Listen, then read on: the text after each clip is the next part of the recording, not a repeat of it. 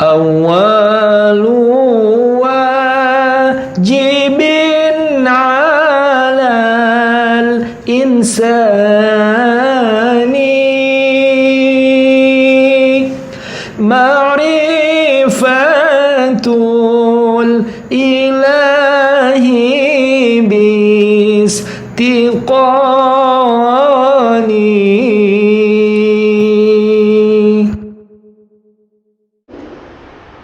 Wal Qur'anil Hakim, demi Al-Qur'an yang penuh hikmah. Ya, demi Al-Qur'an yang penuh hikmah. Jadi hikmah di sini yakni nasun karim qati'un lahu sirrun, ya. Nas yang mulia yang perkataannya memutuskan, ya, yang memiliki rahasia. Qasamun minallahi ta'ala bil Qur'an. Ini merupakan sumpah dari Allah Ta'ala dengan Al-Quran. Wal Qur'anil Hakim, demi Al-Quran yang penuh hikmah. Wal Hakimu maknahu al-muhkam. Hakim maknanya adalah muhkam. Al-muhkamu, kokoh, kuat, ya. Alladzi la yalhaquhu taghyirun wala tabdilun, yang tidak tersentuh oleh perubahan dan penggantian. Wala ya'tarihi tanaqudun, itu dha apa sad, huruf dha apa sad, tanaqudun apa tanaqusun, sad ya, oh na'am. Wala ya'tarihi tanaqusun au butlanun, ya, dan tidak dapat dimasuki oleh kekurangan maupun, ya, kebatilan, batal atau kebatilan. Jadi Al-Quran tidak akan pernah dapat disentuh, ya, enggak ada sedikit pun kekurangan, cacat, kelemahan di dalam Al-Quran. Kata-katanya semuanya pilihan, kalimat-kalimatnya semuanya pilihan, huruf-hurufnya pun demikian. Enggak ada dari huruf-hurufnya itu, ya, ketika bergabung dengan huruf yang lainnya itu membuat lisan sulit untuk mengucapkan. Sebab ada di antara kata-kata bahasa Arab kalau digabung-gabung jadi sulit. Seperti apa? Kayak seperti kalimat seorang badui pernah mengatakan, malakum takakatum ala katakum ala dzinnah. Kan susah tuh diucap. Ya, malakum takakatum, kagak fasih yang demikian. Al-Qur'an fasih bahasanya. Nih, ya. Jadi yakni demikian, hurufnya pun pilihan. Insyaallah. Nih, Al-Quran, ya, ada keseimbangan kata di dalamnya. Belum lagi yakni tentang kemukjizatan dari segi isyarat ilmiah, kemudian pemberitaan gaib. Pernah saya sampaikan, ya, 2 minggu yang lalu itu. Ini dari sudut kebahasaan, ini kemukjizatan yang menjadi pokok. Kenapa? Karena memang yang ditemui Al-Quran pertama kali adalah kaum yang hebat dalam berbahasa. Jadi tentu kemukjizatan yang Allah Ta'ala berikan kepada nabinya itu berkaitan dengan kepandaian, kemahiran kaum tersebut. Jadi kalau kita ahli matematik, jangan kita mau ngadu berhitung dengan orang yang ahli bahasa, nggak nyambung. Ya, ahli matematik juga tentunya. Ini, ya, kayak seperti zaman Nabi Allah Musa alaihissalam. Ketika itu yang digandrungi oleh umat Nabi Allah Musa yakni ilmu sihir. Ilmu sihir zaman Nabi Allah Musa. Maka Nabi Allah Musa diberikan mukjizat, diantaranya oleh Allah tongkat dapat menjadi ular. Ketika tukang sihir Fir'aun melihat, lah ini bukan sihir, ini ular beneran. Ya, ular besar yang memakan ular-ular kecil yang dilepas oleh tukang sihir dari yakni tali-tali yang mereka sihir pandangan manusia sehingga mengelabui pandangan mereka. Tapi yang dilihat oleh tukang sihir itu ular betul-betul. Jadi pas dilihat, wah ini bukan sihir. Kok bukan sihir, ya mukjizat. Jika demikian, maka berimanlah tukang-tukang sihir Fir'aun tadi. Kemudian yakni mukjizat yang diberikan kepada Nabi Allah Saleh.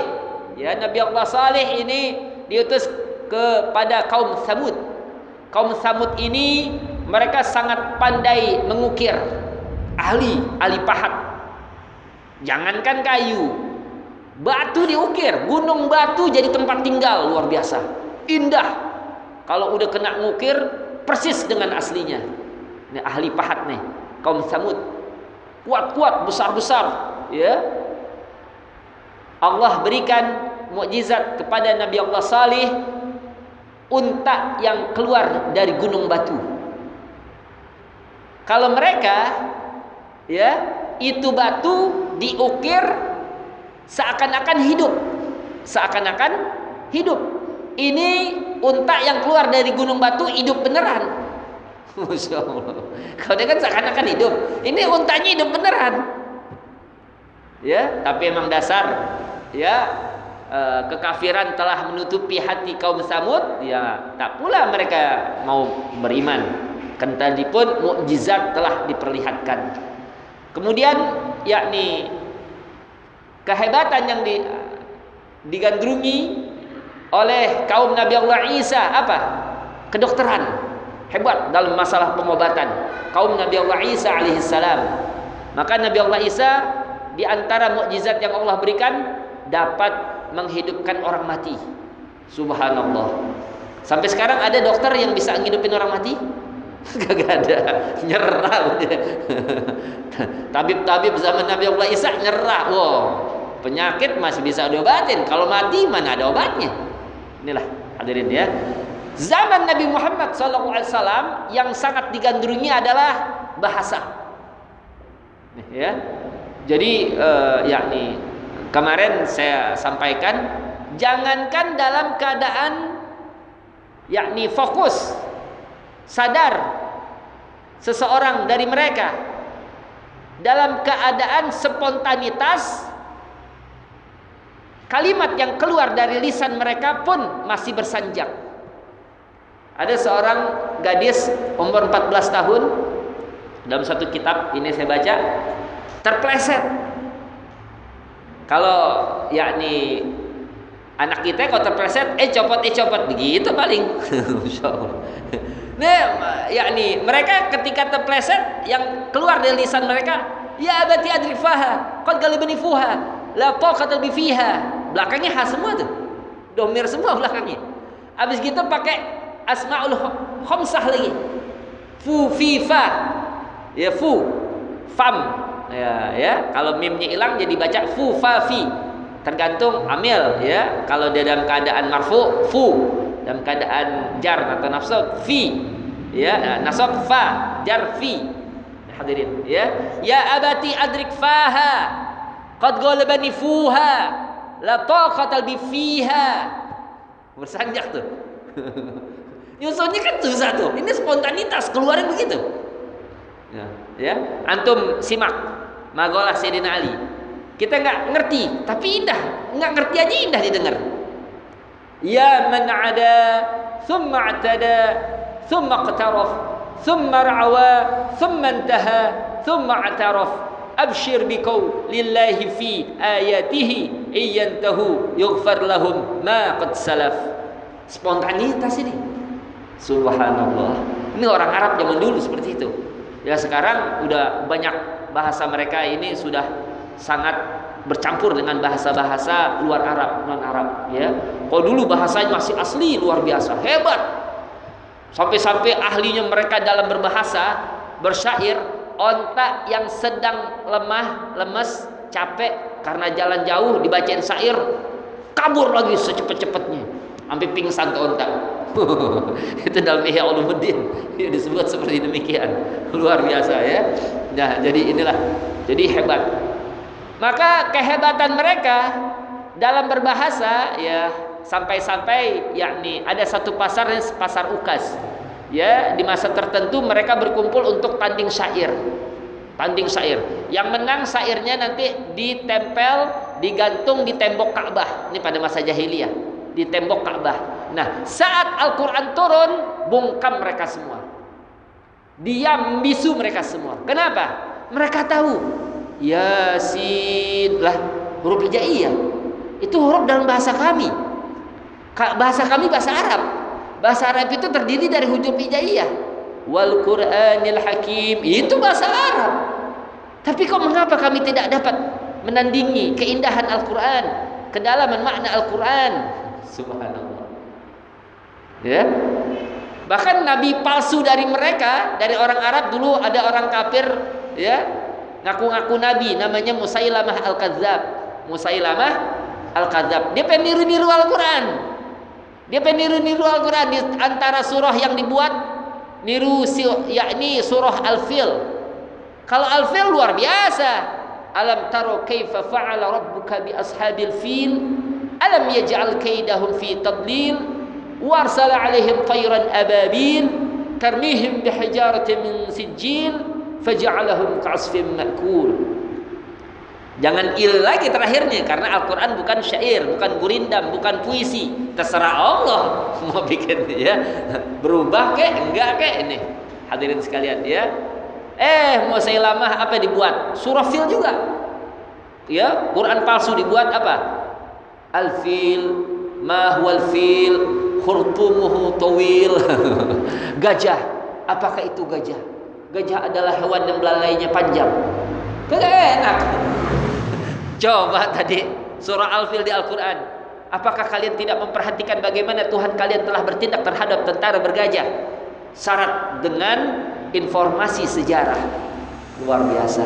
Itu orang yang mengalami peristiwa penyerangan tentara bergajah, pasukan Abraha ke Mekah untuk menghancurkan Ka'bah, dihancurkan Allah sehancur-hancurnya, ngedengar surah Al-Fil ketika dibacakan Nabi, oh benar. Sebab saksi hidup masih ada itu. Ya. Artinya ketika Nabi lahir itu kan tahun kelahiran Nabi sallallahu alaihi wasallam, ya. Berarti orang yang hidupnya sampai umur 70 tahun kan masih ada berarti. Ya. Mereka mengalami, oh iya benar. Iya benar nih, enggak salah. Benar itu. Tentu kalau keliru dengan sejarah yang sebenarnya, mereka akan protes. Ternyata tidak ada sejarah menyatakan demikian. Nah, ini ya luar biasanya bahasa Al-Quran. Jadi sayang kalau antum yang masih muda-muda nggak belajar nahu, nggak belajar sorof, nggak belajar balaghah, pelajarin sedapat-dapatnya. Yang masih muda, kalau yang udah 40 tahun lebih, ya mendingan belajar tafsir langsung deh. Makna-makna Al-Quran ya, kita raih. Tapi yang anak muda saya nggak persilahkan, harus wajib itu nahu, sorof, balaghah, ini 3 nih ilmu alat ya, harus. Untuk apa? Biar dapat ya mengetahui yakni keindahan makna daripada bahasa Arab itu sendiri, sehingga menjadi bekal dalam memahami Al-Quran dan As-Sunnah. Jadi demikian. Wal Qur'anil Hakim. Qala Al-Qurtubi. Qala Al-Qurtubi, Al-Imam Al-Qurtubi mengatakan, ya ini ada dalam tafsir Al-Qurtubi juz kelima halaman 15. Uhkima ma fi nazmihi wa ma'anihi fala yalhaquhu khalalun. Kokoh kuat ya dalam susunannya dan makna-maknanya, maka tidak ada cacat sedikit pun yang menyentuhnya. Ini Al-Quran ya.